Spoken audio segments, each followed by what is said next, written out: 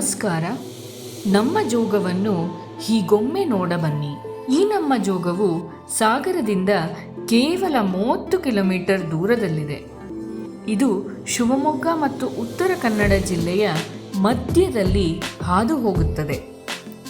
ಜೋಗ ಜಲಪಾತವನ್ನು ಗೇರ್ಸೊಪ್ಪೆ ಜಲಪಾತ ಎಂದೂ ಕರೆಯುತ್ತಾರೆ. ಜೋಗ ಜಲಪಾತವು ಭಾರತದ 2ನೇ ಅತಿ ಎತ್ತರದ ಜಲಪಾತವಾಗಿರುವುದು ನಮ್ಮ ಹೆಮ್ಮೆಯಾಗಿದೆ.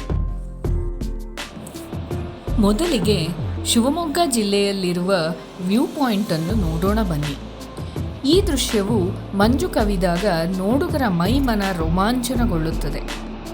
ಈ ಮಂಜು ಸರಿದಂತೆ ಧುಮ್ಮಿಕ್ಕುವ ಜಲಪಾತವನ್ನು ನೋಡುವುದರ ಮಜನೇ ಬೇರೆ.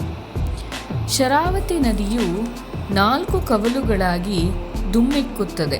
ಇದರಲ್ಲಿ ಮೊದಲ ಝರಿಯು ರಾಜಗಾಂಭೀರ್ಯದಿಂದ ಧುಮ್ಮಿಕ್ಕುತ್ತದೆ. ಇದರ ಎದುರಿಗೆ ರೋರರ್ನ ಬೋರ್ಗರೆಯುವ ಶಬ್ದ ಆನಂದವಾಗಿರುತ್ತದೆ. ನಂತರ ರಾಕೆಟನ್ನು ಆಕಾಶದೆತ್ತರದಿಂದ ಧುಮ್ಮಿಕ್ಕುವುದನ್ನು ನೋಡುವುದೇ ಚಂದ. ಕೊನೆಯದಾಗಿ ರಾಣಿಯು ಅತ್ಯಂತ ಶಾಂತ ಚಿತ್ತದಿಂದ ಹಾಲಿನ ಝರಿಯಂತೆ ಧುಮ್ಮಿಕ್ಕುತ್ತಾಳೆ. ಮಳೆಗಾಲದಲ್ಲಿ ಜೋಗದ ಜಲ ವೈಭವವನ್ನು ನೋಡುವುದು ಕಣ್ಣಿಗೆ ಒಂದು ಹಬ್ಬವಾಗಿದೆ.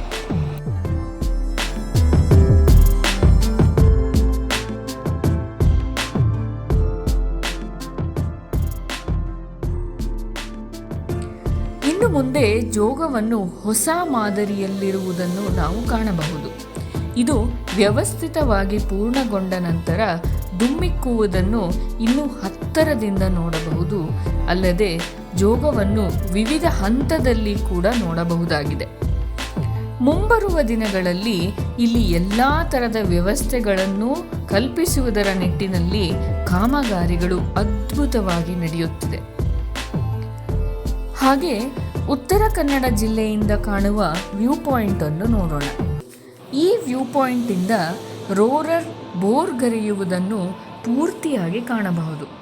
ಈ ಶರಾವತಿ ನದಿಯು ಶಿವಮೊಗ್ಗ ಜಿಲ್ಲೆ ತೀರ್ಥಹಳ್ಳಿ ತಾಲೂಕಿನ ಅಂಬುತೀರ್ಥದಲ್ಲಿ ಹುಟ್ಟಿ ವಾಯುವ್ಯದೆಡೆಗೆ ಹರಿದು ಹರಿದ್ರಾವತಿ ಮತ್ತು ಎಣ್ಣೆ ಹೊಳೆಯೊಂದಿಗೆ ಪಶ್ಚಿಮಕ್ಕೆ ಬಾಗಿ ಮೈದುಂಬಿ ಹರಿದು ಬಂದು ವಿಂಗಡಣೆಯಾಗಿ ಧುಮ್ಮಿಕ್ಕುವ ದೃಶ್ಯವನ್ನು ಕಾಣಬಹುದು. ಮುಂದೆ ಈ ನದಿಯು ಉತ್ತರ ಕನ್ನಡದ ಹೊನ್ನಾವರದಲ್ಲಿ ಅರಬ್ಬಿ ಸಮುದ್ರವನ್ನು ಸೇರುತ್ತದೆ. ಹಾಗೆ ಜೋಗದಿಂದ ಕಾರ್ಗಲ್ ಹಾದಿಯಲ್ಲಿ 4 ಬೇ ಅಲ್ಲಿ ತಟಸ್ಥವಾಗಿ ಸ್ವಚ್ಛಗೊಳಿಸಿಕೊಂಡು ಹರಿಯುವ ದೃಶ್ಯವನ್ನು ನೋಡಲು ಆನಂದವಾಗುತ್ತದೆ. ಹಾಗೂ ತೂಗು ಸೇತುವೆಯ ಅನುಭವದೊಂದಿಗೆ ವಾಟರ್ ಗೇಮ್ಸ್ಗಳನ್ನು ಕೂಡ ಆನಂದಿಸಬಹುದು. ಹಾಗೆ ಮುಂದೆ ಬಂದಾಗ ನಮಗೆ ಸಿಕ್ಕಿದ್ದು ಜಂಗಲ್ ರೆಸಾರ್ಟ್ಸ್. ಇದು ತನ್ನದೇ ಆದ ವೈಶಿಷ್ಟ್ಯವನ್ನು ಉಳಿಸಿಕೊಳ್ಳುವುದರೊಂದಿಗೆ ಹೊರಗಿನ ಟೂರಿಸ್ಟ್ಗಳಿಗೂ ಆ ಸುಂದರವಾದ ಬ್ಯಾಕ್ ವಾಟರ್ಸ್ನಲ್ಲಿ ವಾಟರ್ ಗೇಮ್ಸ್ ಮತ್ತು ಬೋಟಿಂಗ್ನ ವ್ಯವಸ್ಥೆಯನ್ನು ಮಾಡಿಕೊಟ್ಟಿರುವುದು ಪ್ರೇಕ್ಷಕರನ್ನು ಸೆಳೆಯುತ್ತದೆ. ನಂತರ ನಮಗೆ ಕಂಡು ಬಂದಿದ್ದು ತಲಕಳಲೆ ಚೆಕ್ ಡ್ಯಾಮ್.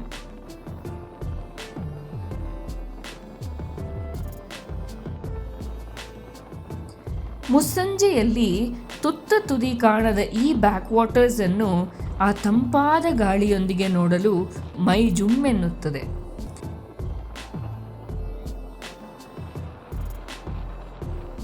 ಹಾಗೆ ಮುಂದೆ ಬಂದು ನಿಂತಿದ್ದು ಕಾರ್ಗಲ್ ಬಳಿ ಇರುವ ಚೈನ್ ಗೇಟ್ ಅಥವಾ ಚೈನಾ ಗೇಟ್ಗೆ.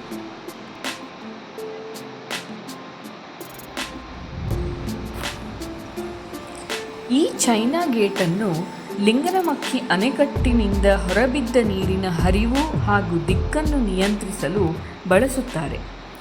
ಚೈನ್ ಗೇಟ್ ಅನ್ನುವ ಹೆಸರು ಜನರ ಬಾಯಿಂದ ಬಾಯಿಗೆ ದಾಟಿ ಚೈನಾ ಗೇಟ್ ಆಗಿದೆ.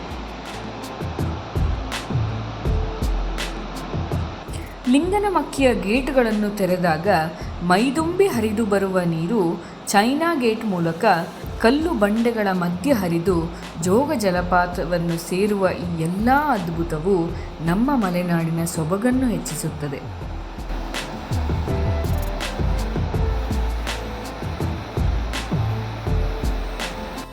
ಕೊನೆಯದಾಗಿ ಈ ನಮ್ಮ ಜೋಗದ ಸಿರಿಯನ್ನು ಪ್ರತ್ಯಕ್ಷವಾಗಿ ಅನುಭವಿಸಿ ಆನಂದಿಸಿರಿ. Thank you.